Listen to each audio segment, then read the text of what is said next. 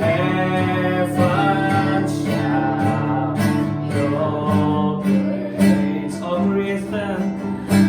creation's bow to worship you. How wonderful, how beautiful.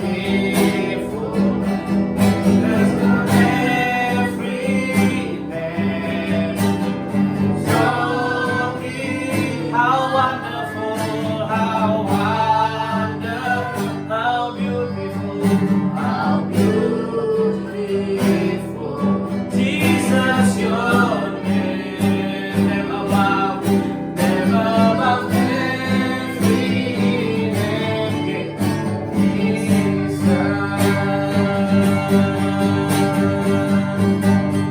Sama-sama kita katakan Jesus, beautiful Savior. Jesus, beautiful Savior. Majesty,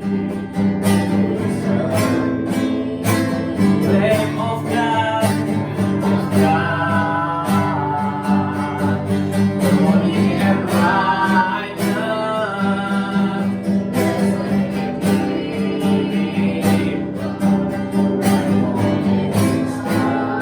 Holy heaven, holy heaven, shout your praise. All creation bow, all creation bow to worship you. How wonderful, how beautiful, name above every name.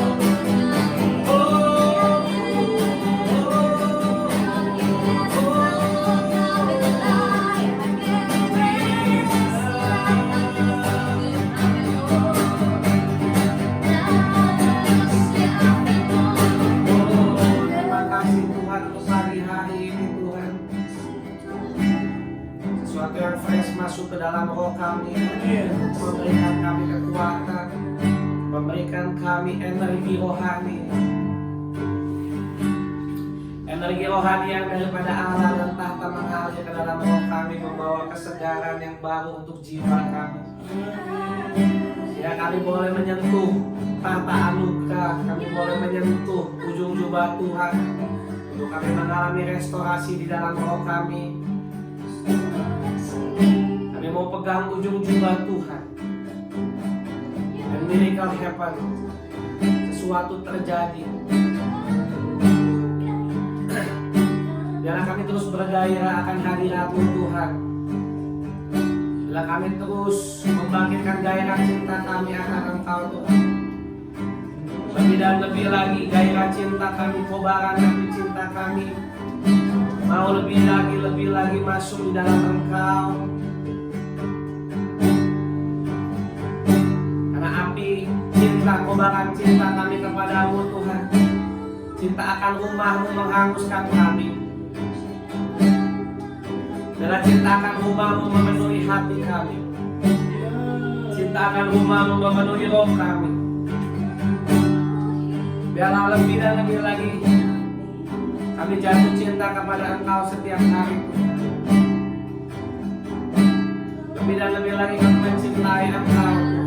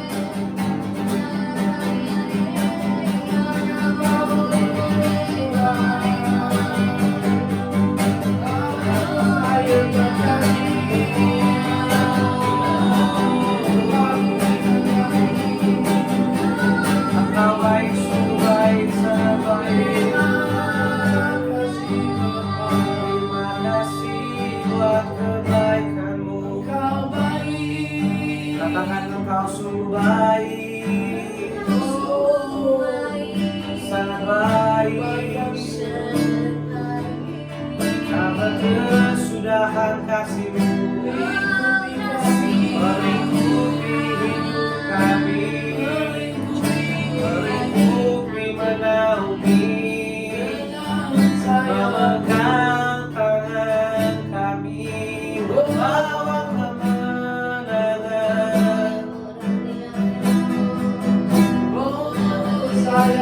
Tangannya memegang tanganku, dan kasih-Nya melingkupiku, anugerah-Nya menjaga langkahku setiap hari.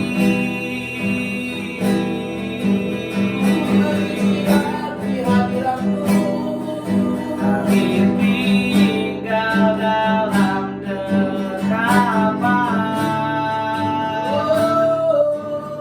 kami masuk dalam anugerah, kami angkat pujian serukan tinggikan namanya.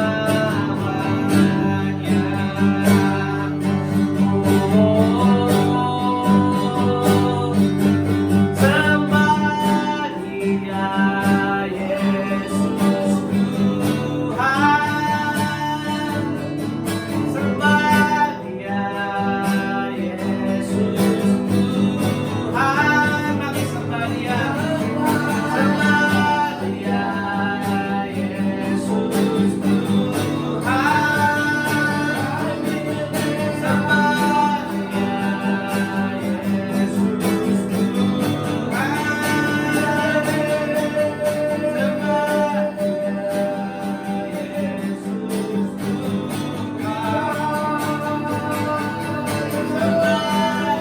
Tuhan,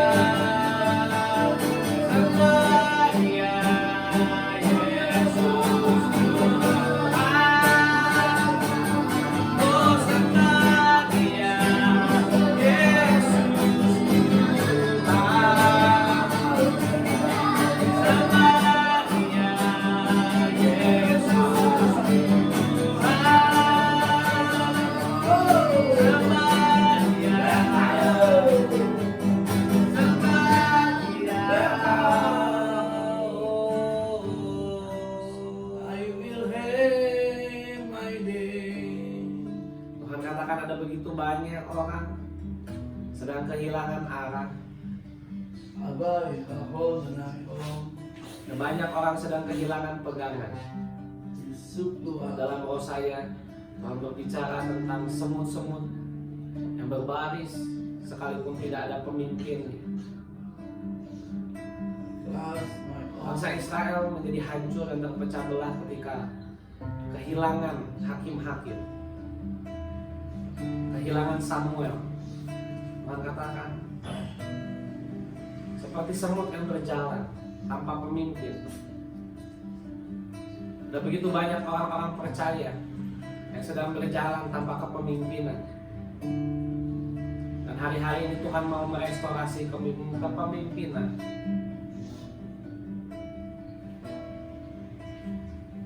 Bila engkau tetap melangkah, engkau tetap berjalan, engkau tetap mengumpulkan makanan rohani, engkau tetap bekerja secara rohani. Apapun yang terjadi hari-hari ini,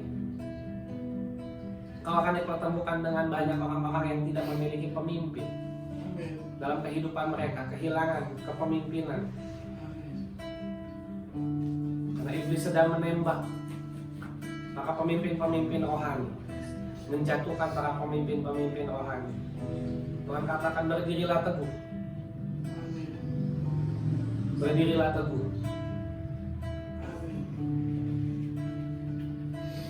Karena umat Tuhan membutuhkan pemimpin-pemimpin rohani yang kuat. ketidakadaannya kepemimpinan akan mengakibatkan kehilangannya visi, Tuhan katakan. Hari-hari ini banyak orang-orang percaya yang kehilangan visi dalam kehidupan. Dan hari-hari ini Tuhan mau merestorasi kembali roh kepemimpinan itu. Kehilangan arah adalah dampak daripada kehilangannya kepemimpinan rohani. Tuhan katakan Tuhan hari-hari ini sedang merestorasi kembali kepemimpinan yang berkenan di hadapan Tuhan. Dan membentuk pemimpin-pemimpin yang hidup berkenan di hati Tuhan. Kalau hari-hari ini kau kehilangan arah, hari ini Tuhan mau mengembalikan arahmu. Terimalah arahan dari rumah Tuhan. Terimalah komando dari rumah Tuhan. Dengarlah suara Tuhan yang ada di rumahmu.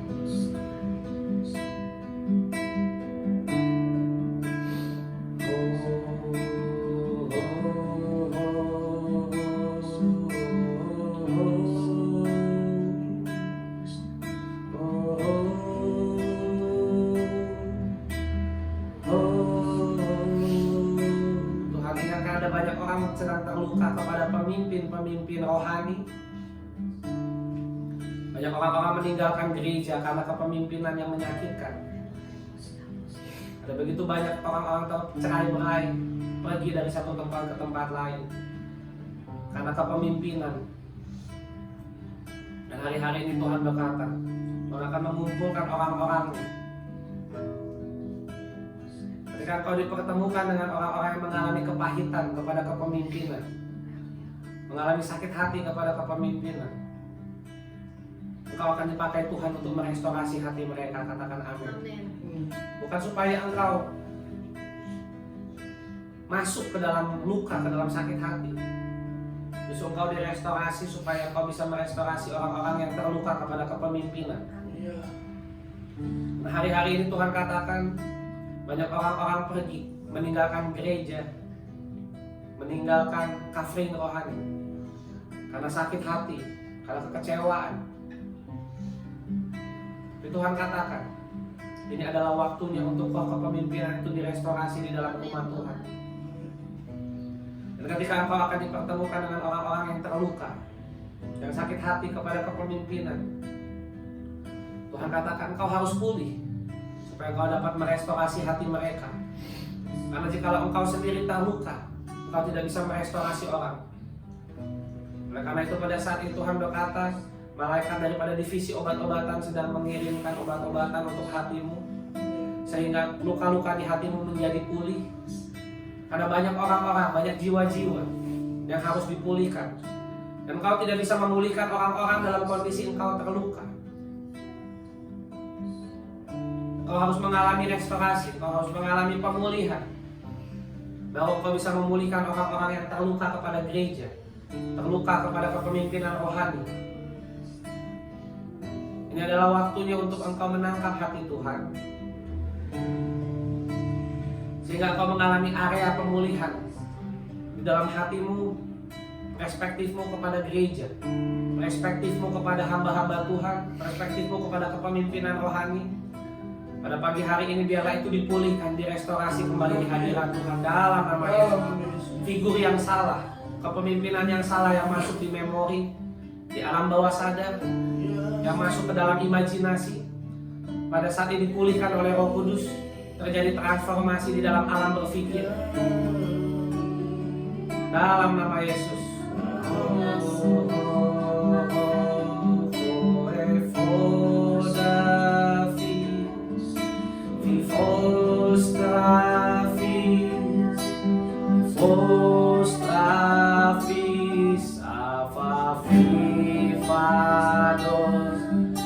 Adamos te amo, Ados llama,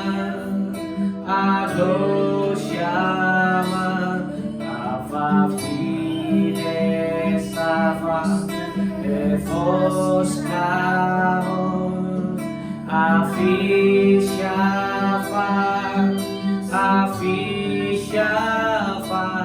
Adafis kadamo.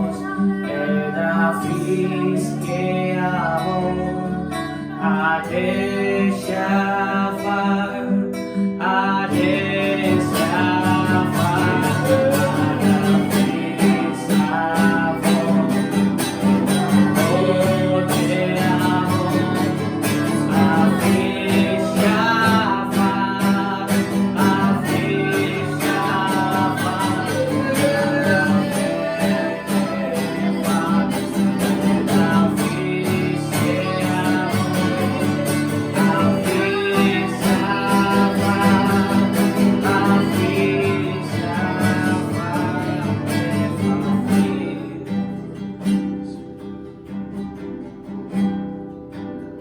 dalam pada saat ini roh restorasi tersebut terjadi dalam nama Yesus. Kumpulkan Tuhan, kembalikan, bawa rombongan-rombongan sakit hati Tuhan, hamba-hamba Tuhan yang kepahitan, pelayan-pelayan Tuhan yang sakit hati kepada gereja, kepada kepemimpinan rohani. Pada saat dipulihkan di alam roh, kirim pasukan malaikat, rebut dari kota kekecewaan, rebut dari kota-kota sakit hati. Bangunkan mereka dari inkubator yang iblis buat. Bangunkan jenderal-jenderal Tuhan yang tertidur. Bangunkan tentara-tentara Tuhan yang tertidur. Bangunkan pasukan-pasukan yang tertidur, yang iblis simpan di dalam inkubator, sehingga mereka tidak bisa melakukan aktivitas rohani. Pada saat ini kirim malaikat Tuhan, sadarkan, bangunkan,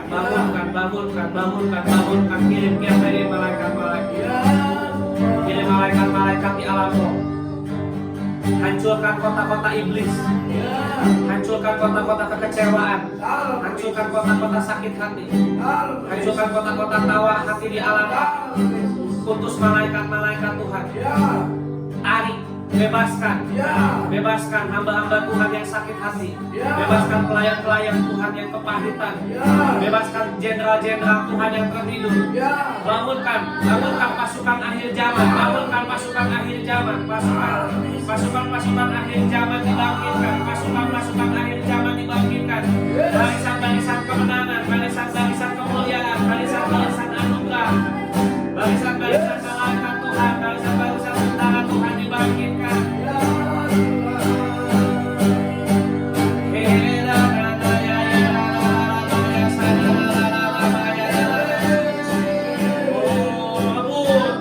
Rebut dari orang-orang tua, rebut dalam nama Yesus. Hancurkan setiap inkubator yang iblis buat. Hancurkan di alam rohani, bebaskan pahlawan-pahlawan yang tertidur. Bangunkan pahlawan-pahlawan iman yang tertidur dalam nama Yesus. Kami minta anugerah Tuhan, second chance dari Tuhan bekerja dalam hidup mereka. Oh, setiap barisan-barisan iblis, tentara-tentara Tuhan yang sudah menyeberang menjadi tentara iblis, pada saat ini Tuhan, tarik mereka kembali di alam roh. Ubah mereka kembali di alam roh, bawa ke sungai kehidupan. Pasukan-pasukan Tuhan yang menyeberang ke pasukan musuh pada saat ini dipanggil oleh tiupan sangkakala malaikat. Ada malaikat meniup sangkakala, Barisan-barisan Israel yang sudah menyeberang kepada barisan orang Filistin dipanggil kembali. Barisan-barisan tentara Israel yang sudah menyeberang ke barisan tentara Filistin pada saat ini dipanggil oleh tiupan sangkakala di alam roh dalam nama Yesus. Panggil oleh malaikat, oleh tiupan sangkakala dipanggil. Karena di Israel ada raja, Tuhan membangkitkan raja di Israel. Barisan-barisan Filistin dihancurkan, dikalahkan. Tuhan membangkitkan orangnya. Tuhan membangkitkan urapan raja di Israel. Kepemimpinan raja dibangkitkan. Urapan imam, nabi dan raja bekerja. Sehingga barisan-barisan tentara Israel yang sudah terserah ke seluruh penjuru, barisan-barisan tentara Tuhan yang sudah terserah ke orang-orang Filistin, pada saat ini dikumpulkan, ditarik kembali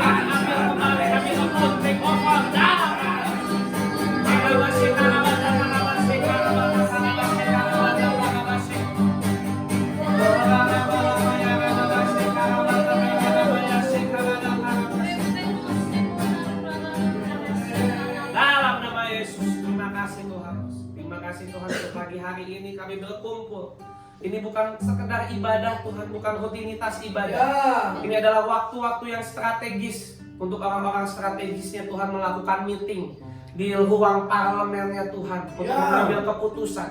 Ini adalah waktunya. Ini bukan hanya sekedar jam ibadah Tuhan, bukan hanya rutinitas Tuhan, tapi ini adalah waktu yang strategis untuk orang-orang pejabat-pejabat Tuhan melakukan meeting dengan Tuhan di dalam ruang eklesianya Tuhan, di dalam ruang parlemennya Tuhan. Kami ada General Assembly-nya Tuhan. Kami adalah sidang rayanya Tuhan untuk mengambil keputusan bagi kota, mengambil keputusan bagi bangsa, mengambil keputusan bagi bangsa-bangsa. Kami percaya ketika kami berkumpul, sesuatu yang supranatural terjadi di alam rohani. Dan kami percaya Tuhan, Engkau yang merebut kembali orang-orang yang sudah pergi kepada pihak musuh, dikembalikan kepada pihak Tuhan. Kami percaya pemindahan jiwa-jiwa itu terjadi di dalam nama Yesus Kristus. Haleluya, haleluya. Mari sama-sama kita katakan amin, amin. Selamat pagi saudara-saudara. Selamat pagi untuk yang onsite di sini yang ada di Bali. Selamat pagi untuk yang ada di Zoom. Selamat pagi Pak Stefanus, Ibu Nancy, Ibu Lydia, Pak Jopiau, Ibu Yuli, Ibu Rita, Sofian, Nathanael, Raisa, Ibu Lydia, ada Joshua, ada Immanuel, ada Ibu Linda. Ya kami percaya. Maaf kalau ada yang belum tersebut, ada yang terlewat. Ada Ibu Cynthia di sini, Alfa, ya, Ibu Rita, Nancy, semuanya yang ada di Zoom, yang ada di sini. Kita percaya bahwa ketika kita berkumpul seperti ini dimanapun kita berada, ini bukan soal ibadah ya kalau buat saya, karena ibadah minggu itu rutinitas ya, tapi kuat di dalam roh kita ketika Tuhan bicara tentang sidang raya, sedang pertemuan. Kita ini sedang pertemuan MPR DPR Bapak Ibu. Katakan amin. Amin. Ya, saya mau kasih perspektif baru supaya kita ini nggak sekedar berpikir, oh saya mau ibadah. No. Kita bukan mau sekedar ibadah. Ibadah itu untuk orang Kristen agamawi. Ya, tapi saya mau coba kasih perspektif yang baru buat setiap kita. Kita ini sedang kumpul di gedung DPR, di gedung MPR-nya Tuhan. Dan kita sedang melakukan sidang raya untuk mengambil keputusan, katakan amin. Jadi perspektif Bapak Ibu jangan sekedar, oh saya sekarang ibadah. No, kita bukan sedang Zoom ibadah. Kita sedang meeting dengan Tuhan. Katakan amin. Kita sedang meeting dengan Tuhan. Kita orang-orang strategisnya Tuhan. Kita ini eklesia. Eklesia itu adalah parlemen Tuhan. Katakan amin. Dan ketika kita seperti ini, saudara bayangkan kalau ada anggota DPR atau MPR yang tidur di sidang. Dan itu kesorot kamera lagi, itu kan malunya sampai ke ubun-ubun Bapak Ibu. Ya, saudara bayangin, ada anggota DPR yang kesorot lagi tidur ketika sidang, ada anggota DPR, MPR yang kesorot lagi nonton video porno, lagi main game waktu sidang MPR. Nah itu kan malunya sampai ke ubun-ubun. Nah kita ini lagi sidang MPR DPR, katakan amin. Kita ini sedang sidang untuk mengambil keputusan-keputusan penting, katakan amin. Jadi bukan sekedar ibadah, bukan sekedar rutinitas hari Minggu. Oh iya, hari Minggu saya harus ibadah, cari gereja terdekat. Itu bukan konsep kita seperti itu. Ya. Bapak rohani saya nggak di sini. Bapak rohani saya ada di Jember dan ibadah nggak di sini. Tapi saya ibadah terkoneksi dengan dia. Gitu. Jadi bukan sekedar ibaratnya kita ini berpikir konsep ibadah yang, oh saya hari Minggu harus ibadah di gereja terdekat ada di mana ya? Bukan seperti itu Bapak Ibu. Kita ini terkoneksi dalam satu aliansi di mana ketika kita berkumpul, sekalipun ada yang berbeda denominasi, ada yang berbeda latar belakang, latar belakang denominasinya, pemahamannya, tapi ketika berkumpul sama-sama, bukan berkumpul ibadah, gitu, bukan berkumpul untuk sekedar rutinitas agama. Karena saya selalu bilang berulang kali, kita bukan sedang main gereja-gerejaan. Seperti itu, katakan amin. Amin. Katakan saya bukan lagi main gereja-gerejaan. Saya bukan lagi main gereja. Udah banyak gereja Bapak Ibu di Papua, tiap 500 meter, tiap 300 meter gereja. udah banyak gereja, tapi kalau nggak ada power buat apa? Kalau nggak ada kuasa buat apa? Yes. Katakan amin. Amin. Di Manado tiap gang ada gereja, di Ambon setiap tikungan ada gereja. Tapi kalau nggak ada power buat apa? Jadi saya bilang bahwa kita bukan sekedar, oh ini hari Minggu ya, oh ya karena saya Kristen saya harus gereja, bukan. Di mana gereja terdekat? Bukan seperti itu. Tapi di mana rumah Tuhan yang ditunjuk bagi saudara. Sekalipun saudara pelayan Tuhan, saudara hamba Tuhan, saudara mungkin punya gereja, saudara punya aliansi sendiri, saudara punya anak-anak rohani sendiri. Tapi rumah Tuhan mana yang Tuhan tunjuk bagi saudara untuk saudara makan, katakan makan. Makan. Nah saya kan punya anak-anak rohani saya sendiri. Saya punya orang-orang yang saya pimpin sendiri. Tapi ketika waktunya makan, sekalipun saya jauh dengan orang tua rohani saya, ya saya makan. Gitu. Saya dengarkan khotbah dia, saya makan. Nah itulah buat saya ibadah, katakan ibadah. Benar. Karena orang kadang konsep ibadah itu harus satu denominasi kumpul pakai liturgi. Itu kan konsep ibadah menurut agamawi. Nanti kalau generasi anak-anak kita ibadah pakai Zoom, pakai live Instagram atau pakai TikTok, pertanyaan saya apa itu bukan ibadah? Itu ibadah. Hanya kalau saudara bisa datang offline, ya datanglah offline. Yang di Bali. Kalau misalnya contoh saya ibadah nanti di Bandung, yang bisa datang offline ya datanglah offline di Bandung. Ketika saya nanti ada di Tangerang, yang bisa datang offline di Tangerang, kita akan conference juga di Tangerang. Di gerejanya Jessica Agatha, namanya kemarin Pastor Meliana minta saya untuk kita ada conference di sana juga 4 sesi. Jadi kita akan ada 4 sesi di Bandung, 4 sesi di sana. Yang disiarkan hanya akan 1 sesi, sisanya yang untuk yang onsite. Seperti itu.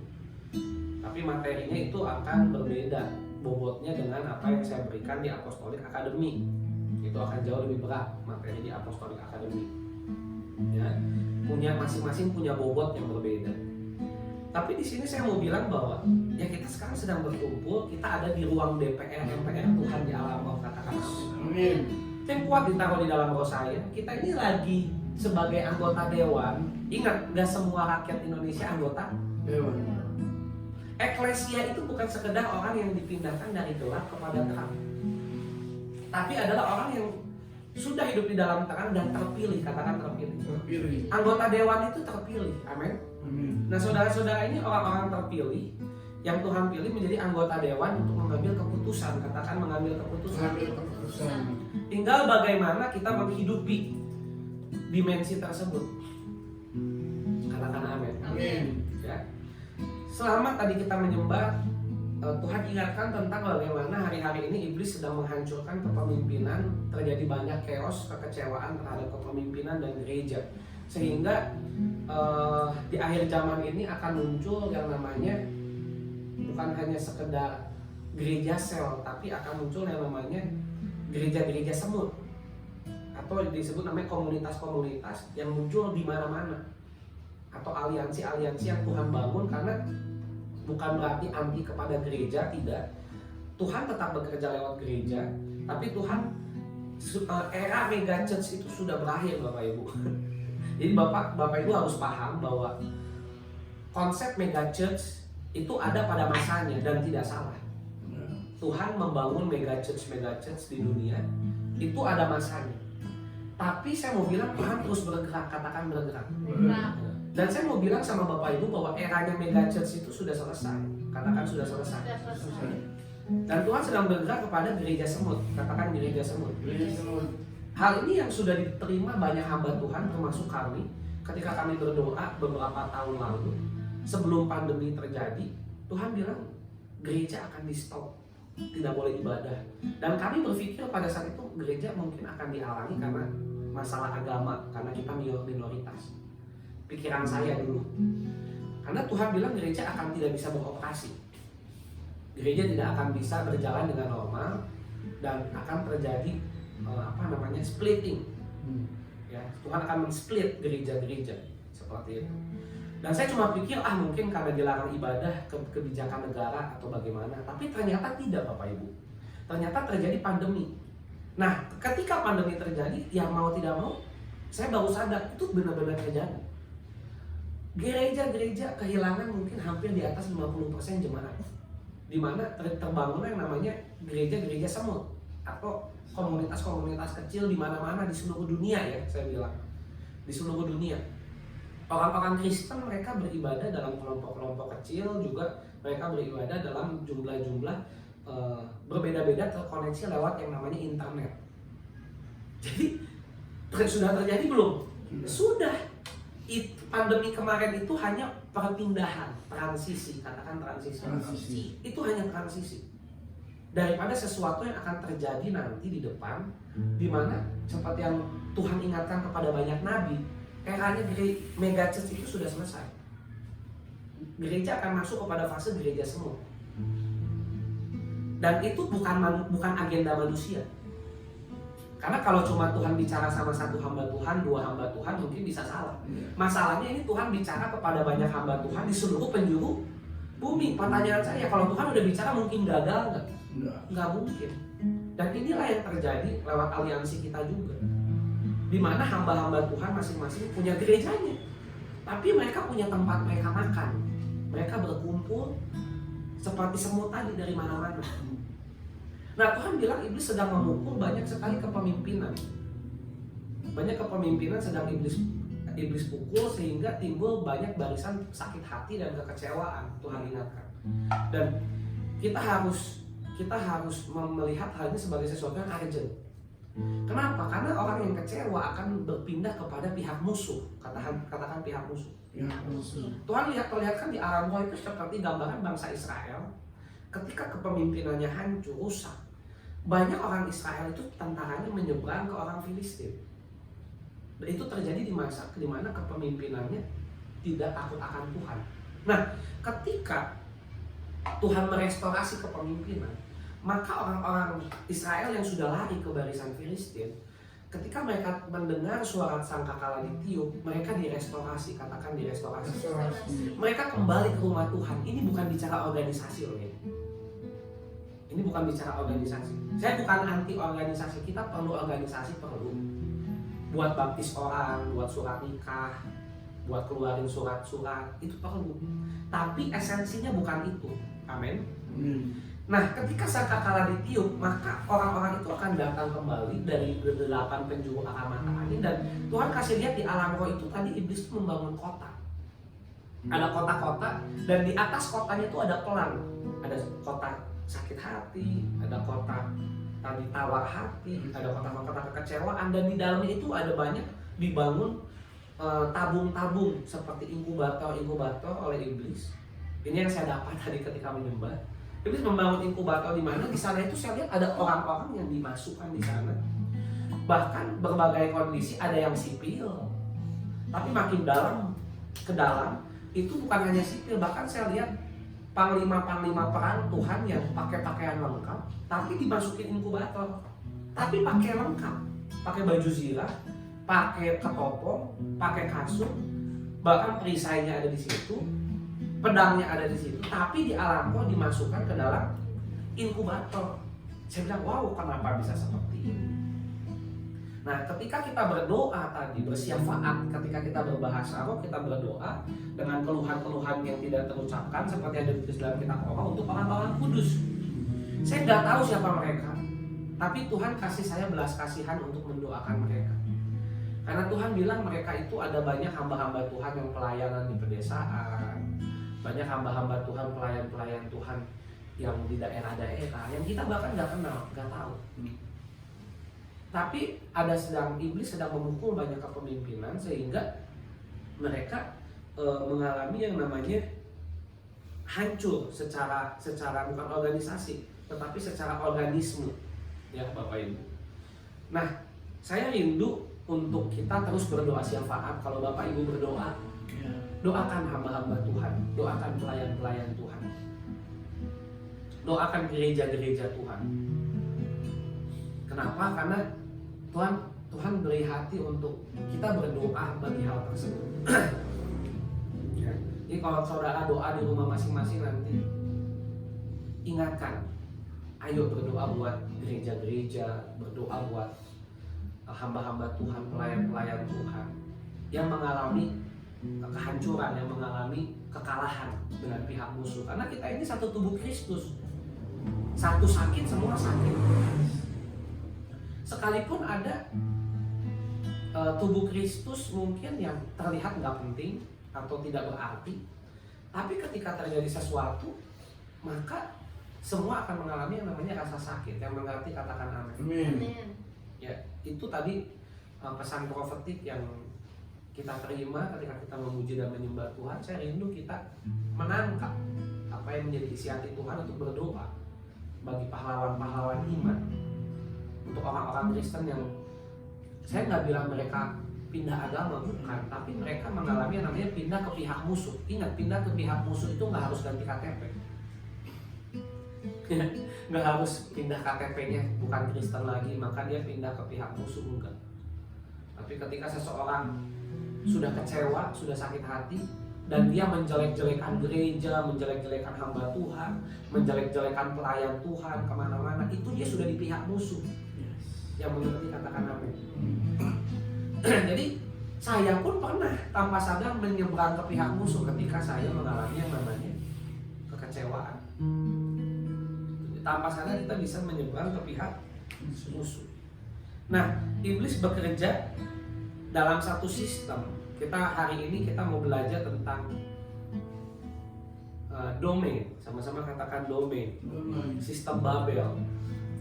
Babylon System. Judul kita hari ini adalah Sistem Babel. Sistem Babel ini tidak bisa dilepaskan dari tanda binatang, yaitu 666. Ya, jadi itu adalah satu sistem yang bekerja, dan 666 ini berbicara satu pergerakan iblis, bukan lewat chip, bukan lewat vaksin dan lain sebagainya, tapi saya bilang ini lewat satu sistem pemerintahan dunia di alam rohani yang orang kadang tidak mengerti dan kadang orang tidak aware, ya. Dan tanpa sadar sebagai orang Kristen mungkin kita nggak sadar kita bukan hidup dari sistemnya Tuhan, tapi dari sistem Babel. Saya mau bahas sisi lain daripada sistem Babel. Ini luas, banyak sekali materi dari sistem Babel. Saya akan bahas satu persatu, tapi saya akan kasih sepotong hari ini supaya kita dapat salah satu puzzle-nya untuk kita mengerti salah satu bagian daripada sistem Babel. Ya. Kita mau sama-sama renungkan tentang hal ini supaya kita tidak terjebak ke dalam sistem yang iblis buat. Karena kalau kita terjebak dalam sistem yang iblis buat, sekalipun kita pelayanan, sekalipun kita ada di gereja, tapi Bapak Ibu kita akan mengalami yang namanya keterikatan, kehancuran, dan kekalahan. Yang mengerti katakan amin. Ya. Tanpa disadari banyak orang percaya tinggal di dalam satu sistem yang iblis buat, environment yang iblis buat, tanpa sadar ya, tanpa sadar saya bilang. Seperti kebun binatang. Saudara lihat bagaimana di kebun binatang itu, siapa di sini yang pernah ke kebun binatang? Ada ekosistem di situ yang dibuat yang menyerupai ekosistem asli, betul? Dan binatang-binatang itu dirawat di situ, dibuat tinggal di situ, seolah-olah, katakan seolah-olah, mereka tinggal di habitat, padahal tanpa kita sadari seringkali iblis itu membuat kebun binatang di alam roh,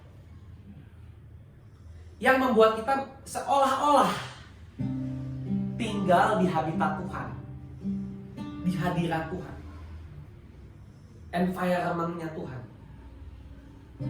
Tapi sebenarnya enggak. Coba renungkan hal ini. Ini hal yang sangat dalam. Kalau kita gali, kalau kita renungkan, bahwa seringkali iblis membuat kita tinggal dalam satu kebun binatang yang iblis buat, yang seolah-olah sepertinya kita ini seperti ada di habitatnya Tuhan, padahal bukan. Nah, ini adalah satu sistem, katakan sistem. Kebun binatang itu sistem. Kenapa saya bilang kebun binatang itu sistem? Karena kebun binatang itu dibuat dengan terprogram. Ya. Makanannya, setelah itu perawatannya. Dan hewan yang biasa ditaruh di kebun binatang, dikasih makan, sekalipun itu singa, saat dia dilepas ke habitat aslinya, dia tidak bisa berburu. Ya. Betul? Banyak orang Kristen itu singa, tapi mereka ditaruh di kebun binatang. Ya. Bahkan lebih jeleknya lagi, maaf saya bilang, ditaruh di tempat sirkus. Yang harusnya saudara ini jadi raja hutan, saudara ini cuma jadi singa sirkus. Cuma jadi lelucuan, tontonan. Engkau itu singa. Dan ini satu sistem yang iblis buat yang disebut dengan sistem Babel. Katakan sistem Babel. Sistem Babel membuat bahkan seekor singa itu cuma jadi singa sirkus. Cuma jadi singa kebun binatang. Yang kalau saudara dilepas buat ngejar setan, katanya pendeta, tapi nggak bisa ngehandle setan. Katanya anak Tuhan, tapi takut sama setan. Itu kan nggak ada bedanya, saudara singa, tapi saudara dipukul sama kucing. Saya pernah nonton satu video di YouTube, di mana singa takut sama kucing. Mukanya dipukul sama kucing, singanya lari. Bayangkan saudara, iblis membuat kita masuk dalam satu sistem kebun binatang yang membuat kita menjadi singa-singa yang tidak mampu berburu. Katanya orang Kristen tapi kalah terus. Nah, katanya orang Kristen tapi stresan terus. Katanya orang Kristen punya Tuhan, orang percaya punya Tuhan, tapi takut sama setan. Ke kamar mandi sendirian aja malam-malam takut, Bapak Ibu. Bayangin, tapi kalau di gereja lagi rame-rame, nyanyinya dengan sepenuh hati. Kalau injek-injek iblis loncat-loncat. Kata setan, tunggu lu ya. Boleh lu di gereja injek-injek gua lu. Nanti lu pulang, lihat lu ya. Nangis lu. Iblis dikalahkan, kuasanya dihancurkan oleh darah domba, gitu kan? Sekarang telah tiba keselamatan dan kuasa. Ya kalau di gereja semangat nyanyi, menginjak-injak iblis, injak-injak setan. Setan di luar gereja ketawa, lihat lu ya dasar lu singa sirkus lu, singa kebun binatang, lihat lu nanti keluar dari gereja lu abis lu sama gua. Bapak Ibu mungkin ketawa sekarang, tapi sadar nggak kita seperti itu di gereja gahar, di domain melempem, jadi kerupuk. Di gereja, wah, kalau urusan pelepasan rame-rame, injek setan, bahasa kok doa peperangan, hancurkan setan. Hancurkan pasukan iblis. Setan ketawa di luar, setan bilang, lihat lu ya, dasar lu singa sirkus lu. Singa kebun binatang, berani lu kalau di kebun binatang, lihat keluar ya, habis kamu. Di domain nangis-nangis, di pekerjaan nangis-nangis. Dalam kehidupan sehari-harinya gantian diinjek-injek setan. Tapi kalau lagi doa peperangan, wah narinya luar biasa ya. Main panah, main pedang, ya, main sirkus, semua dimainin. Tapi giliran ketemu setan, kuntilanak di WC, nangis Bapak Ibu. Lewat kuburan, nangis, ketemu genderuwo. Nah ini coba bayangkan, ini kekristenan yang saya bilang tadi, singa sirkus. Cuma jadi tontonan aja. Nah kita kan nggak mau jadi singa sirkus. Coba di antara Bapak Ibu, siapa yang nggak mau jadi singa sirkus? Angkat tangan nih, yang ada di Zoom. Coba saudara yang bisa on cam, saudara on cam supaya saya bisa lihat senyumnya.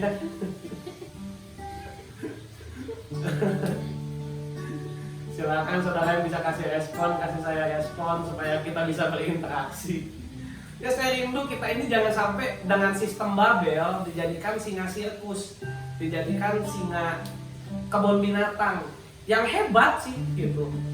Saudara kalau ke kebun binatang namanya ketemu singa ya takut.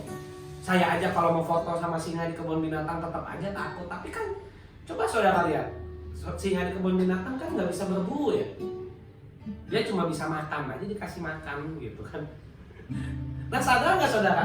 Coba evaluasi apakah hari-hari ini hidupku seperti singa sirkus Tuhan. Jadi bahan ketawaan setan terus.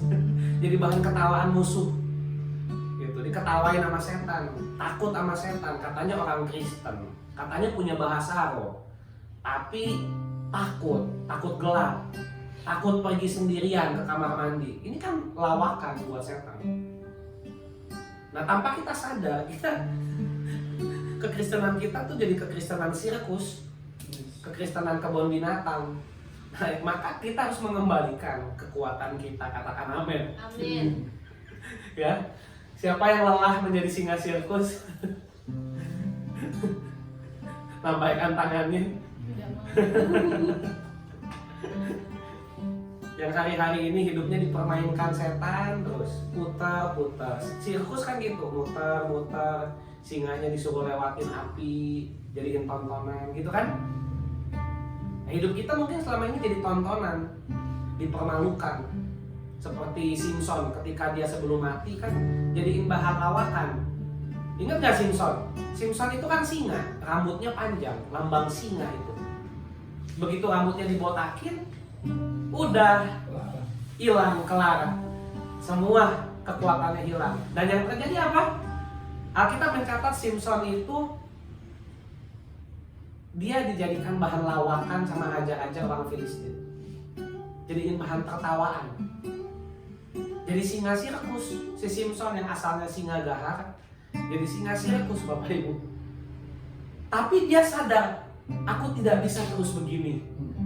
Dan di akhir hidupnya Simpson bilang, Tuhan kasih aku kekuatan terakhir. Aku gak mau jadi singa sirkus. Aku ini singa beneran, aku ini hakim-hakim Israel. Masa hakim-hakim Israel dijadiin bahan ketawaan? Dia memilih keputusan terakhir untuk bangkit. Sekalipun keputusan terakhirnya itu membuat dia mati. Tapi Alkitab mencatat Simpson membunuh orang Filistin lebih banyak dari semasa hidupnya. Artinya saat itu yang mati di situ raja-raja Filistin, petinggi-petinggi, itu banyak yang mati. Lebih dari semasa hidup Simpson membunuh. Saya cuma mau bilang kalau selama ini hidup kita seperti Simpson, dipermalukan, saudara masih punya keputusan terakhir. Katakan keputusan terakhir. Coba tanyakan kepada hati nuranimu, sampai kapan saya jadi singa sirkus? Coba tanya masing-masing di rumah kepada diri sendiri. Saya ini mungkin udah usia 50, udah usia 60, udah usia 35, 40. Saya selama ini ngapain aja ya? Kok hidup saya kok jadi lawakan, jadi singa sirkus? Nah pertanyaannya kapan, sampai kapan saya mau seperti ini? Nah supaya kita tidak jadi lagi singa sirkus, kita harus keluar dari sistem, katakan sistem. Tempat sirkus itu adalah sistem, dimana hewan dimasukin di sana dilatih. Kebun binatang itu sistem, katakan sistem. Iblis membuat sistem. Yang pertama dari sistem Babel adalah suatu sistem daripada Mammon. Babel adalah suatu sistem daripada roh Mammon yang bekerja di masyarakat atau pada orang umum. Jadi Babel adalah satu sistem uang. Jadi kalau saudara hidupmu dipakai buat kejar uang terus, nah berarti hidupmu sudah masuk sistem Babel. Kau sudah masuk tuh kayak binatang tuh, oh pagi dikasih makan, malam dikasih makan, udah tuh hidupnya fokusnya udah dia makan, ya dikasih makan seperti itu. Nah sistem Babel membuat kita hidup mengejar uang. Kenapa? Wahyu 13 ayat 17. Mari kita buka Wahyu 13 ayat 17. Wahyu 13 ayat 17. Tidak seorang pun dapat membeli atau menjual selain daripada mereka yang memakai tanda binatang, yaitu nama binatang yang ada nama bilangannya. Jadi antikris adalah pribadi yang dipakai iblis untuk membangun Babel kembali di akhir zaman. Antikris adalah sistem yang dibuat oleh Illuminati. Ya, Bapak Ibu. Kenapa orang dibikinkan merek-merek branded mahal? Pertanyaan siapa? Coba saudara cari tahu siapa pemilik daripada merek-merek branded tersebut.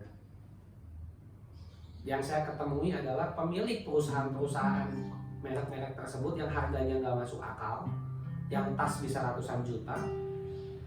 Pemiliknya itu adalah orang-orang Illuminati, yang dimana mereka menjual barang-barang dengan harga yang tidak masuk akal supaya orang mengejar pride, kesombongan untuk membeli barang-barang tersebut. Dan akhirnya mereka harus kerja supaya mencapai satu titik yang orang bilang sukses. Definisi sukses itu apa? Mereka bisa beli barang-barang tersebut, bisa beli merek mobil tersebut. Jadi iblis membuat satu sistem di mana mau tidak mau orang itu dibilang sukses kalau kamu sudah punya mobil merek ini, kalau kamu sudah punya bajunya merek ini, tasnya merek ini, seperti ini standarnya sukses. Itu satu sistem.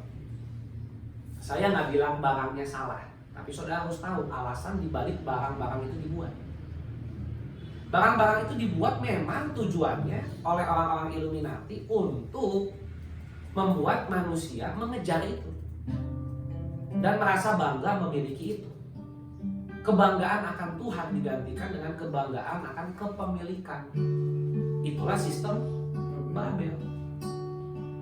Bayangkan saudara, berapa banyak manusia yang terjebak dalam sistem ini. Ketika gaji seseorang naik dan kebutuhannya juga ikut naik, perputarannya ikut naik, dan dia solusinya adalah dia berpikir saya harus bekerja lebih keras. Maka saudara menjadi hamster yang masuk ke dalam putaran, yang hidup hanya untuk melunasi cicilan, mau tidak mau melunasi pembayaran ini dan itu, punya cicilan A, B, C, D, E. Dan Alkitab bilang orang yang memberi hutang memperbudak orang yang mempiutangi. Orang yang berhutang diperbudak oleh orang yang mempiutangi. Jadi kalau saudara berhutang, saudara ini diperbudak oleh orang yang memberi hutang itu. Itu adalah satu sistem yang memang dibuat. Itulah sistem Babel, uang. Bagaimana kalau saudara lihat negara Cina memakai strategi ini untuk mengambil bahkan wilayah negara orang. Dia kasih uang, bangun infrastruktur, kasih utang, biar dibangun tuh infrastruktur kota dan lain sebagainya. Nah, negara itu nggak bisa bayar utang, bayar loh. Nggak bisa, nggak punya uang, ambil alih wilayahnya. Itulah yang iblis lakukan. Nah, berkat yang dari Tuhan itu no sorrow. Tidak ada saudara harus tukar dengan sesuatu. Sistem Babel membuat terjadi pertukaran. Oke, kamu punya uang tapi tukar dengan kesehatanmu. Boleh kamu punya uang tapi tukar dengan keluargamu. Kamu boleh punya uang tapi tukar dengan apa? Anakmu, dengan cucumu. Tukar dengan persahabatanmu, tukar dengan ibadahmu. Kamu hari Minggu nggak usah ke gereja, cari uang aja yang banyak. Jadi saudara kalau terikat dalam sistem Babel, di sini adalah seseorang tidak bisa membeli atau menjual selain daripada mereka yang pakai tanda. Itu bukan sekedar bicara saudara dimasukin cing, tapi bicara bagaimana saudara terjebak dalam satu sistem di mana saudara mau tidak mau mengikuti sistem itu. Nah, bukan berarti saya bilang saudara jangan pakai kartu kredit, pakai kartu debit. Bukan itu, saya nggak bilang kayak gitu. Ini bicara hati, bukan soal kita pakai barangnya. Katakan amin. Tapi ciri-ciri orang yang terjebak dalam sistem Babel, dia akan dipengaruhi daripada roh Mamon, di mana antikris akan bekerja lewat roh Mamon, dan memang sudah ada. Makanya tadi saya bilang mereka membangun perusahaan-perusahaan besar, di mana mereka mengeluarkan produk-produk yang harganya nggak masuk akal. Yang tetap harganya nggak masuk akal, orang beli nggak? Tetap beli. Itu contoh real sistem Babel di dunia nyata. Dimana mau tidak mau orang dipaksa membeli barang mereka yang harganya nggak masuk akal. Yang sebenarnya manusia kalau cuma buat makan, minum, hidupnya murah kok. Betul Bapak Ibu? Tapi inilah sistem yang memang dibuat ya, di akhir zaman. Perhatikan Wahyu 13 ayat 8. Wahyu 13 ayat 8. Yang penting di sini adalah hikmah. Barang siapa yang bijaksana, baiklah ia menghitung bilangan binatang itu, karena bilangan itu adalah manusia. Bilangannya ialah 666. Ya Bapak Ibu, ingat, hanya uang yang bisa mempersatukan umat manusia. Nggak ada yang lain. Makanya di akhir zaman Antikristus akan mempersatukan manusia dengan yang namanya uang, satu mata uang. Kenapa? Karena hanya uang yang bisa mempersatukan orang. Orang mau kepentingannya apapun cuma bisa dipersatukan sama satu hal, uang. Saudara lihat di dunia politik. Kalau musuh bisa jadi teman, teman bisa jadi musuh. Pokoknya yang penting urusannya kalau udah uang, semua bisa jadi teman. Yang penting ada proyek. Nah, uang itu punya kekuatan untuk mempersatukan. Ini saya bicara di luar kekuatan Tuhan. Uang punya kekuatan untuk mempersatukan. Ini saya akan bahas lebih lagi nanti di dalam Kamis. Ya, nanti Kamis di Bandung saya akan bicara tentang Kingdom Business Principle. Saya akan bicara lebih dalam di sana tentang ini. Tapi saya kasih spill sedikit saja di sini. Nah, Antikris itu akan mengumpulkan banyak orang dan mempersatukan dengan yang namanya uang. Ini yang perhatikan saudara, bahwa Babel itu akan menjerat seseorang dengan yang namanya uang. Dalam Lukas 16 ayat 13, seorang hamba tidak dapat mengabdi kepada dua tuan, karena jika demikian ia membenci seorang dan mengasihi yang lain, dia akan setia kepada seorang dan tidak mengindahkan yang lain. Kamu tidak dapat mengabdi kepada Allah dan kepada Mammon. Artinya menjadi hamba uang adalah menjadi budak sistem Babel. Ya, kalau saudara menjadi hamba uang, hidupmu semua tentang uang, pikiranmu yang dipikirkan uang, ya kamu ini adalah hamba daripada sistem Babel. Engkau adalah budak di alam roh daripada sistem Babel. Saya nggak bicara seberapa uang yang ada di kantong saudara, karena orang makin kaya kadang makin pelit. Justru orang yang miskin, yang biasa aja kadang nggak pelit. Orang makin kaya makin pelit. Nah, itu adalah karena mereka diikat dengan sistem Babel, di mana uang itu menjadi nomor satu dan prioritas. 1 Timotius 6 ayat 10, karena akar segala kejahatan adalah cinta uang. Sebab oleh memburu uang, beberapa orang menyimpang dari iman dan menyiksa dirinya dengan berbagai duka.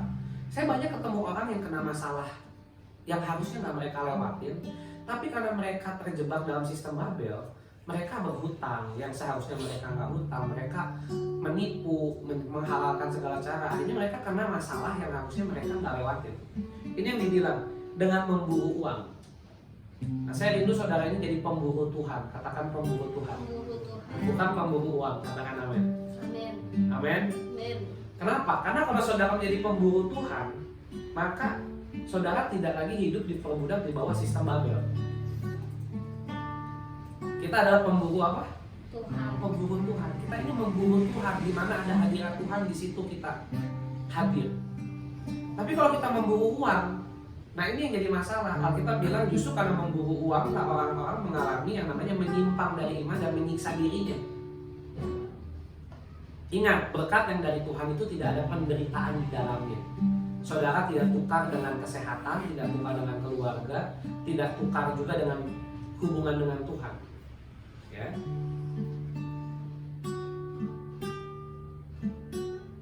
Jadi saudara harus paham bahwa ketika saudara menjadi budak sistem Babel atau budak Mammon, maka saudara akan hidup di dalam kepemilikan uang.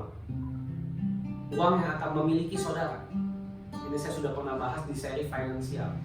Kita sedang bahas domain, take over domain. Bagaimana kita menghancurkan sistem Babel supaya kita bisa take over domain kita. Saudara jangan salah, nggak hanya mereka yang bekerja di sekuler bisa bekerja dalam sistem Babel.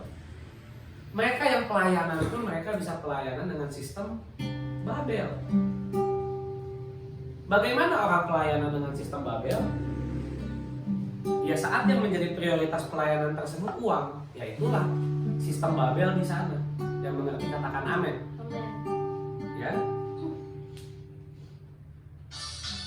Oleh karena itu kita mau belajar bagaimana caranya untuk kita keluar dari sana. Katakan keluar. Siapa yang mau keluar dari sistemnya iblis? Katakan amin. Lambaikan tangan saudara. Yang di Zoom, yang di sini, yang mau keluar. Saya rindu kita keluar dari sistem yang iblis buat, dari kebun binatangnya iblis, dari sirkus, taman sirkus yang iblis buat, sehingga kita bisa menjadi singa yang sesungguhnya. Katakan amin. Amin. Cara keluar yang pertama, ini tadi saya bilang sistem Babel, saya cuma jelasin satu poin ya. Itu poinnya banyak sekali, tapi saya cuma kasih satu poin hari ini. Yang akan saya bahas adalah bagaimana cara keluar dari sistem Babel. Ada 4 poin di sana. Yang pertama, saudara pasti sering dengar ayat ini dan banyak orang bilang bosan dengar ayat ini. Tapi saudara harus tahu, ayat ini adalah kunci saudara keluar dari sistemnya iblis. Yaitu, carilah dahulu kerajaan Allah dengan seluruh kebenarannya. Itulah cara pertama untuk saudara keluar dari sistem Babel. Matius 6 ayat 33. Tetapi carilah dahulu kerajaan Allah dan kebenarannya, maka semuanya itu akan ditambahkan kepada Bapak Ibu. Siapa sih di sini yang nggak perlu uang? Monyet aja suka uang, Bapak Ibu. Kita nggak boleh munafik lah. Semua orang butuh uang, perlu uang. Tapi saya cuma mau bilang, keputusan untuk mencari uang, menjadi pemburu Tuhan dan pemburu uang itu keputusan di tangan saudara. Katakan amin. Amin. Saya bukan bilang, oh, saudara di rumah aja malas-malasan, gak usah kerja, doa terus. Bukan. Bukan berarti cari kerajaan Allah itu saudara tidur aja di rumah, doa puasa, gak usah kerja, gak usah cari uang. Bukan. Waktu kerja jangan dipakai doa. Waktu doa jangan dipakai kerja. Simple. Ada porsinya. Waktu tidur jangan dipakai kerja, waktu kerja jangan dipakai tidur. Waktu belajar jangan dipakai tidur, waktu tidur jangan dipakai belajar. Sederhana itu. Waktu cari Tuhan ya cari Tuhan, fokus. Ada orang yang di gereja badannya, tapi handphonenya itu bisnis, jualan online gak beres-beres. Jadi selama dengar firman, pujian, penyembahan yang diurusin apa customer. Yang dipegang handphone bukan nyatet ayat Alkitab. Yang dia urusin apa? Customer. Artinya tubuhnya di gereja, badannya, tapi hatinya di mana? Customer. Nah, inilah orang yang udah terikat sistem Babel seperti ini. Makanya saya bilang orang terikat sistem Babel nggak harus di diskotik. Orang bisa badannya di gereja, bahkan mulutnya memuji Tuhan, tapi yang di pikirannya tagihan. Bisa. Itu orang sudah dipengaruhi oleh sistem Babel yang mengikat pikiran. Katakan amin. Amin. Nah, oleh karena itu firman Tuhan bilang carilah kerajaan Allah. Definisikan kembali mencari kerajaan Allah itu seperti apa. Ini bukan soal saudara rajin ibadah. Kaum pemuda diikutin, kaum ibu diikutin, kaum duda, kaum janda, ibadah penjara, semua jenis ibadah diikutin. Bukan itu, Bapak Ibu. Ketika Bapak Ibu mencari kerajaan Allah dan kebenarannya, bukan berarti Bapak Ibu tuh menyibukkan diri dengan semua kegiatan, ikut kur, ikut drama di gereja, aktif, jadi bendahara, jadi ini, jadi itu. Bukan itu. Katakan bukan itu. Semua kegiatan yang tidak mendewasakan roh saudara, singkirkan. Semua pelayanan yang menghalangi saudara untuk mendewasakan roh saudara, singkirkan, saya bilang. Bahkan pelayanan.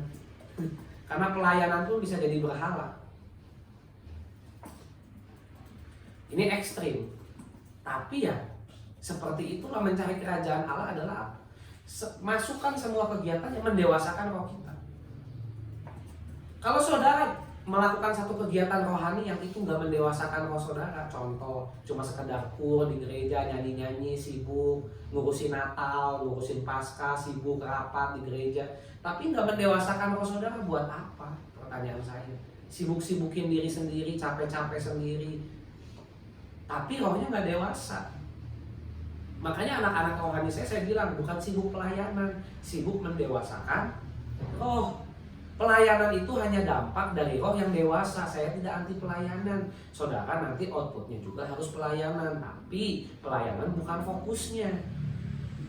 Pelayanan itu lahir dari manusia rohani yang sudah dewasa. Makanya kalau orang datang sama saya, Pak minta pelayanan atau saya mau pelayanan, saya bilang makan firman dulu. Dengar firman dulu, dipola, dididik, didewasakan, baru pelayanan. Karena kalau enggak nanti saudara pelayanan kecewa nyalahinnya saya. Gitu ya. Karena saudara jangan pikir dunia pelayanan itu lebih berat dari dunia bisnis. Ya, harus saya bilang kenyataannya. Betul Pak Stefanus? Hamba-hamba Tuhan pasti paham. Dunia pelayanan itu lebih mengerikan, lebih kejam dan lebih wah daripada dunia bisnis. Kalau saudara nggak kuat-kuat di dunia pelayanan, langsung nyemplung ke pelayanan. Nah lo kok begini, kok begitu, kaget sendiri, syok, kecewa lari. Banyak orang seperti itu. Oleh karena itu, mari kita fokusnya bukan pelayanan, fokusnya mendewasakan roh kita. Singkirkan semua kegiatan yang tidak mendewasakan roh kita. Bukan berarti kita tidak ngurus anak rohani kita, bukan berarti kita nggak ngurus gereja kita, atau ngurus pelayanan kita, atau nggak ngurusin menjadi tanggung jawab pekerjaan kita. Bukan itu maksud saya, jangan salah paham. Tapi maksud saya adalah fokus kepada kegiatan di mana saudara sudah diberikan back to worship, apostolic class. Hari ini ada strategic hour, itu kan kasih makan kita. Saudara momen-momen ini bisa duduk, makan firman, mencatat, nanti eksekusi firman ketika pelayanan. Ada input, ada output. Kan prinsip keuangan itu sederhana. Jangan sampai output lebih besar daripada input. Ya sebenarnya pelayanan juga sama. Kalau kita outputnya lebih banyak, inputnya sedikit, ya kita burn out. Artinya kalau kita lebih banyak melayani, tapi kita nggak pernah diisi, nggak pernah duduk firman, dengar, nggak pernah makan, kita burn out. Itu jadi carilah kerajaan Allah dan kebenarannya. Itulah cara keluar dari sistem Babel. Tugas kita adalah makan. Katakan makan. Enak nggak? Job desk-nya apa? Makan. Bapak Ibu sebenarnya jadi orang yang dimuridkan itu job desk-nya mudah. Kalau ditanya, apa sih tugas orang yang dimuridkan? Makan. Makan itu apa? Dengar firman, catat, renungkan, lakukan. Itu makan. Katakan makan. Jadi kita ada kumpul di sini untuk apa? Makan. Ya. Tugas kita gampang, makan. Tahu-tahu kita bisa handle masalah kita. Makan. Tahu-tahu kita nggak stres. Makan, tahu-tahu kita bisa take over pelayanan kita, domain kita. Makan, tahu-tahu kita dipromosikan. Fokusnya apa? Makan. Itulah yang disebut cari kerajaan Allah dan seluruh kebenarannya. Fokusnya makan firman, sampai firman mengakselerasi cara berpikir kita, sampai firman mengakselerasi tindakan-tindakan kita, bisnis kita, keluarga kita. Itu yang saya lakukan. Fokus saya makan aja. Saya makan, saya dengerin firman. Waktunya saya duduk makan, firman, makan, saya catat. Waktunya saya dengerin, porsi saya makan, saya juga duduk, saya makan, saya dengerin. Dan itu yang membuat kita bukan fokus kepada domain kita. Maka kita bisa take over sistem Babel itu, bisa ambil alih. Saudara pergi kerja, tapi fokus saudara makan. Maksudnya apa? Kerja ya kerja, tapi pikiranmu penuh firman. Amin. Bukan berarti kita menelantarkan pekerjaan kita atau tidak memikirkan yang lain, bukan. Tapi fokus prioritas. Itu yang disebut carilah kerajaan Allah dengan seluruh kebenarannya. Yang kedua, bagaimana keluar dari sistem Babel adalah pikirkanlah perkara-perkara pada frekuensinya Tuhan. Pikirkanlah perkara-perkara yang pada frekuensi Tuhan. Kolose 3 ayat 1 dan 2, karena itu pikirkanlah perkara-perkara di atas dan bukan di bumi. Pikirkanlah perkara-perkara. Ketika pikiran kita yang dipikirin adalah kebaikan Tuhan, firman-Nya Tuhan, janjinya Tuhan. Ketika kita pikirkan semua itu, pada saat itulah sistem Babel itu hancur dalam hidup kita. Katakan amin. Tapi kalau kita terus pikirin hal yang natural, ingat Bapak Ibu, masalah tuh nggak ada habisnya. Orang belum nikah punya masalah. Masalahnya apa? Cari jodoh, betul? Ya? Yang belum nikah masalahnya apa? Jomblo. Malu sama teman-teman udah pada nikah, saya belum nikah. Jadi masalah? Jadi masalah buat orang tertentu, ditanya kapan nikah, kapan nikah, kapan nikah. Jadi masalah nggak? Jadi masalah. Lanjut, punya pacar. Ya, punya pacar. Begitu mau menikah. Ada masalah lagi nggak? Ada. Benar nggak ini dari Tuhan? Yakin nggak ini dari Tuhan? Udah punya belum uang buat menikah? Muncul masalah baru? Muncul. Yang asalnya belum muncul kalau saudara jomblo. Saudara kalau jomblo kan nggak mikirin cincin kawin. Yang jomblo bahagia, nggak usah mikirin cincin kawin, bayarin anak orang gitu kan, nyiapin uang rumah, kan enggak. Tapi yang udah pacaran serius, kan kepikiran, aduh kapan saya siapin uang nikah, kapan saya beli rumah. Muncul masalah, muncul. Kalau di sini nggak beres, solusi saudara apa? Saya harus kerja lebih keras. Itu solusi orang yang terikat dengan sistem Babel.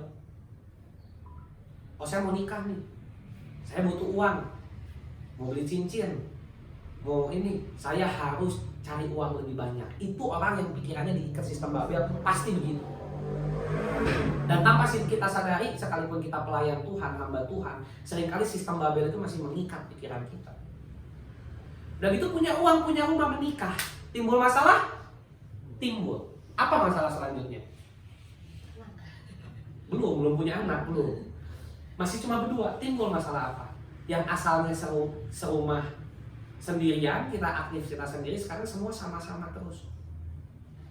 Timbul yang namanya perbedaan, timbul yang namanya konflik. Konseling sama pendeta, Pak Pendeta kok istri saya jadi begini ya? Pak Pendeta kok suami saya jadi begini ya? Dulu waktu pacaran dia nggak begini loh. Saya cuma mau bilang, Bapak Ibu, sebenarnya sebelum pacaran, sebelum nikah dia udah begitu. Bedanya dulu disembunyikan, itu aja. Ya, sekarang setelah menikah, muncul kepramukaan, diekspos. Muncul masalah, muncul. Ditanya sama bapaknya, sama emaknya, kapan punya anak? Kapan punya anak? Kapan punya anak? Nggak punya anak 5 tahun, 10 tahun, pusing nggak? Pusing. Timbul masalah? Timbul. Datang ke pendeta A, Pak Pendeta doakan saya mau punya anak. Datang pendeta B, Pak Pendeta doakan saya mau punya anak. Datang konser musik, salah, konser musik nggak ada mendoakan Bapak Ibu. Datang KKR, Pak Pendeta saya mau punya anak, doakan saya. Puji Tuhan, akhirnya setelah ditumpang kaki punya anak. Setelah punya anak dapat masalah? Dapat masalah. Lahiran butuh duit Bapak Ibu. Anaknya udah borojol, udah lahir, muncul masalah baru, muncul. Pak Pendeta saya nggak bisa tidur, istri saya sama saya gantian jaga anak. Anaknya, saya berdoa anak saya cepat besar. Ya udah doain aja, tumpang kaki tiap malam anaknya cepat besar. Anaknya sudah besar, muncul masalah? Muncul biaya sekolah. Datang ke pendeta, Pak Pendeta saya pusing, uang sekolah anak saya nunggak udah 3 bulan, anak saya nggak boleh ikut ujian. Dijawab lagi sama Tuhan doanya. Lalu saudara, anaknya sudah besar.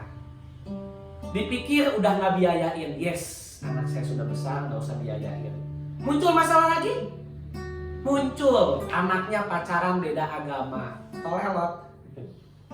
Datang nangis-nangis ke gereja, Pak Pendeta, anak saya pacaran, anak saya beda agama, pusing, kepala saya marah-marah tiap hari, sampai suami saya jedot-jedot kepala ke pintu, Pak Pendeta. Akhirnya karena doa dan puasa dan berikhtiar dengan hati yang ikhlas Bapak Ibu, anaknya putus, nikah dengan yang seiman, puji Tuhan. Bersaksi di gereja, anak saya tidak jadi nikah beda agama, anak saya dapat yang cinta Tuhan, akhirnya menikah. Muncul masalah baru? muncul Bapak Ibu. Apa masalah barunya? Ya cinta Tuhan sih Pak Pendeta, tapi kere, nggak punya duit. Anak saya kasihan Pak Pendeta. Nah loh, akhirnya Tuhan berkati, punyalah cucu. Ya. Muncul lagi masalah? Muncul Bapak Ibu, cucu bangor, nakal ya.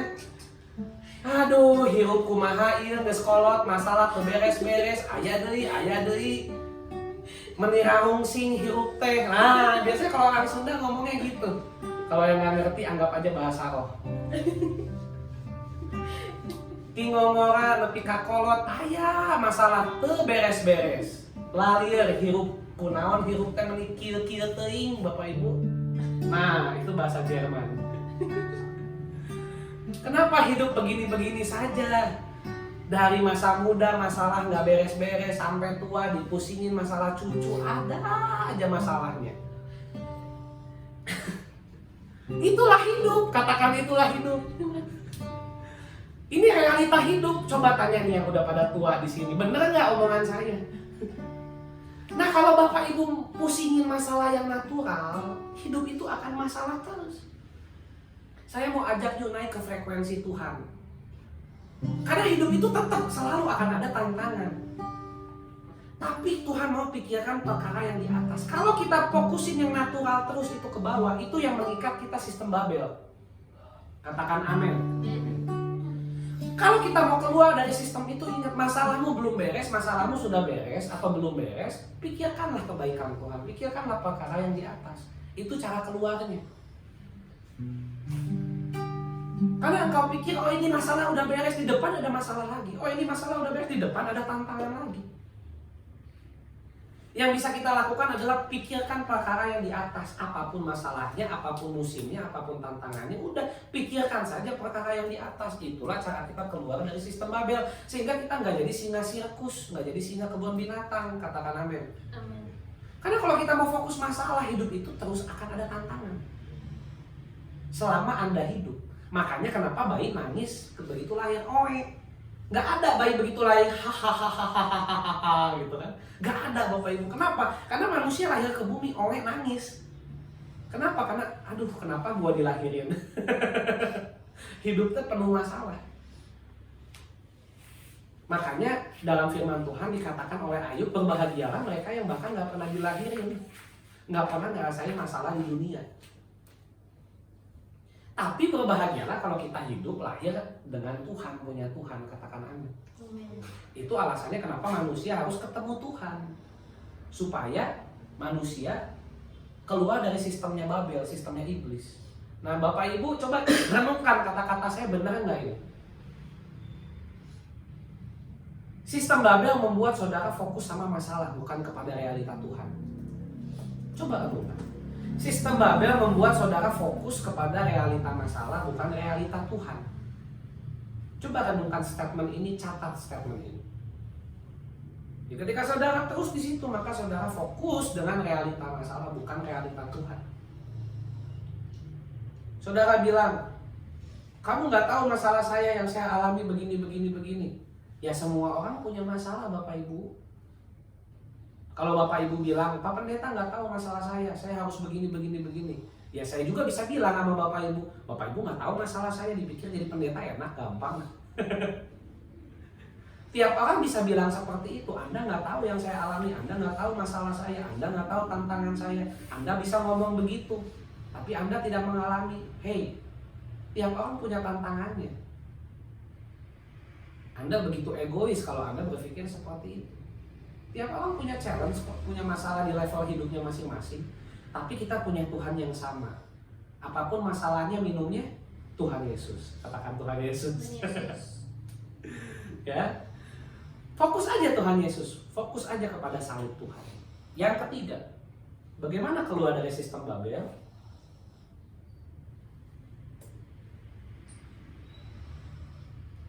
Hidup dalam tuntunan Roh Kudus. Dan bukan hidup di dalam kedagingan. Cara saudara keluar dari sistem Babel adalah hiduplah oleh roh, Galatia 5 ayat 6. Hiduplah oleh roh maka kamu tidak akan menuruti keinginan daging. Jadi kalau saudara mau keluar dari sistem Babel ya saudara harus hidup oleh roh. Dituntun oleh Roh Kudus, dibaptis Roh Kudus, dapat bahasa roh. Sehingga saudara bisa keluarlah dari sistem Babel tersebut yang iblis buat. Kalau saudara tidak hidup di dalam roh, tidak dituntun oleh roh, maka saudara akan menjadi Kristen Babel. Orang Kristen di gereja tapi hidupnya di Babel. Yang mengerti katakan amin. Ya. Oleh karena itu kita belajar untuk hidup di dalam roh bukan di dalam daging. Ini bukan hal yang mudah, tapi selama kita hidup dalam kedagingan kita, maka kita akan terus dalam kuasa iblis. Kita akan terus hidup dalam kuasa Babel. Sistemnya iblis, sistemnya Babel. Yang keempat, bagaimana cara saudara keluar dari sistem Babel? Yang keempat, Lukas 12 ayat 32-34. Jangan takut kamu kawanan kecil, karena Bapamu berkenan memberi kamu kerajaan. Jualah segala milikmu, berikanlah sedekah. Buatlah bagimu pundi-pundi yang tidak dapat menjadi tua, suatu harta di surga yang tidak akan habis, yang tidak dapat didekati pencuri, yang tidak dirusak nengat. Karena di mana hartamu berada, di situ hatimu berada. Cara keempat saudara keluar dari sistem Babel bagaimana? Bawalah persembahan saudara ke dalam rumah Tuhan. Karena kalau hati saudara di rumah Tuhan, pasti hidupmu, tenagamu, waktumu, uangmu, semua pasti ke rumah Tuhan. Katakan amin. Tapi orang kalau bukan hatinya rumah Tuhan, hatinya misalkan makanan, dia tenaganya, waktunya, uangnya semua dipakai kuliner, dipakai beli makan. Kalau saudara hatinya burung, hobi koleksi burung, ya uangmu, tenagamu, energimu disita untuk merawat burung. Kalau hatimu itu suka anjing, yang di hatimu itu anjing terus, ya hatimu akan di situ, uangmu, waktumu, tenagamu, semuanya buat anjing. Bahkan nggak ada buat Tuhan. Nah ini bahaya. Jadi bagaimana cara saudara keluar dari sistem Babel? Ya bawa hidupmu, tenagamu, waktumu, uangmu ke rumah Tuhan. Itu cara saudara keluar dari sistemnya iblis. Itu yang dilakukan bangsa Israel ketika mereka datang ke rumah Tuhan beribadah. Sehingga mereka tidak dipengaruhi oleh satu sistem yang iblis buat. Ketika mereka hidup mempersembahkan hidup mereka kepada Tuhan, ke dalam rumah Tuhan. Saya rindu di dalam nama Yesus. Pada saat ini mari angkat tangan saudara. Efrastekia Tuhan Mustafatanamos Aklavertu. Setiap sistem Babel yang dibangun dalam pemikiran, perasaan kehendak daripada setiap kami yang mendengar firman saat ini hancurkan di alam roh di dalam nama Yesus. Pada saat ini setiap ikatan di alam rohani dari pemikiran-pemikiran Babel, kehendak, perasaan yang dari Babel yang bukan dari Tuhan di alam rohani dihancurkan di dalam nama Tuhan Yesus. Kami percaya Tuhan ketika kami menaruh hidup kami di mezbahnya Tuhan, membawa semua yang kami punya termasuk seluruh hidup kami ke rumah Tuhan, kami percaya maka sistem Babel tidak lagi berkuasa atas hidup kami, tetapi apa yang Tuhan mau, kerajaan Allah dan seluruh kebenarannya itu masuk ke dalam kehidupan kami, menguasai kami, take over hidup kami, sehingga kami bisa berlari dan terus berlari mengejar panggilan ilahi yang sudah Tuhan berikan kepada kami. Kami percaya Tuhan, kami hidup di bawah pengaturannya Tuhan dan kedaulatannya Tuhan di dalam nama Tuhan Yesus. Sama-sama kita katakan amin. Beri kemuliaan bagi Tuhan kita. Kita percaya setiap kali kita makan firman dan semakin kuat, maka kita akan terus bisa men-take over domain kita, tantangan kita di pekerjaan kita, tantangan kita di keluarga, tantangan kita di setiap bidang-bidang kehidupan kita. Buat saudara yang pertama kali terkoneksi di sini, silakan saudara bisa menghubungi kami yang rindu untuk dibangun, rindu untuk dibimbing, di cover. Silakan saudara bisa menghubungi kami. Buat saudara yang mungkin selama ini hanya menyaksikan, menonton tapi belum terkoneksi, saudara bisa terkoneksi dengan berkata minta untuk didoakan secara pribadi, untuk di covering Seperti itu untuk saudara yang pertama kali datang di sini, yang mendengar baik yang di YouTube juga yang ada di sini. Kami mengucapkan selamat datang buat saudara, kami menyambut saudara. Kami adalah Open Heaven Ministry di bawah Open Heaven Foundation.